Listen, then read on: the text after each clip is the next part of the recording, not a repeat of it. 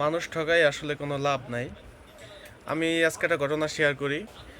নানু বাড়ি থেকে আর কি আমাকে দাওয়াত দিছিল, আমি দুপুর সময় গেছিলাম একটা অনুষ্ঠানে যোগ দিতে। তো অনুষ্ঠানটা শেষ করে আসার পথে আমার স্কুল জীবনে এক ফ্রেন্ড, ও হচ্ছে বাসের কন্ট্রাক্টর, মানে টাকা তুলতেছিল। কারণ আমাকে দেখে ও হচ্ছে টাকা চাইতে হচ্ছেও না আর আমি দিতেছিও না। এখন চিন্তা করলাম দেখি কি করে। শেষ পর্যন্ত ও টাকাটা নেয় নেয় আর আমিও দেই নেই। যখন টাকাটা দেই নেই তখন অনেক ভালোই লাগছে যে টাকা ছাড়াই কিন্তু ভ্রমণ করতেছি।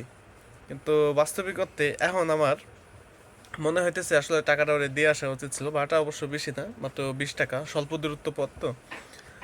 এখন মূল বিষয় হলো, এখন যে সীমিত টাকার জন্য আমার কাছে খারাপ লাগতেছে, সে তো আর আহামরি অনেক বড় লোক না। বাসের কন্ট্রাক্টর করে খায়, কিন্তু তার উচিত ছিল টাকাটা দিয়ে আসা। কিন্তু দেখা গেছে আমাদের সমাজে এরকম কোটিপতি অনেক, যারা জ্ঞানী গুণী, অনেক শীর্ষ পর্যায়ের লোক, তারাই কিন্তু আমাদের মতো মানে দেশের গরিব লোকের হাজার হাজার কোটি টাকা মায়া দিতেছে। তাদের কিন্তু মনে এক বিন্দু কষ্ট নাই।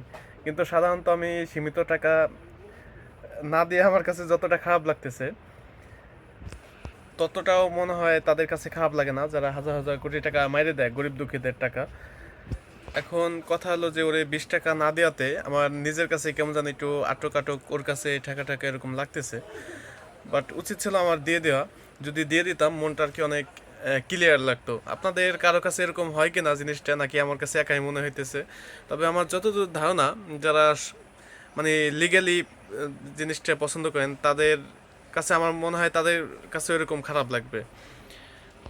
মোট কথা হলো যে অন্যকে ফাঁকি দেওয়া বা লস দেওয়া উপস্থিত মতে ভালো লাগলেও পরক্ষণে যারা সৎ লোক তাদের কাছে খারাপ লাগবে, আমি এতটুকুই বুঝি। তো ভালো থাকেন সবাই, দেখা হবে নতুন কোনো এপিসোডে।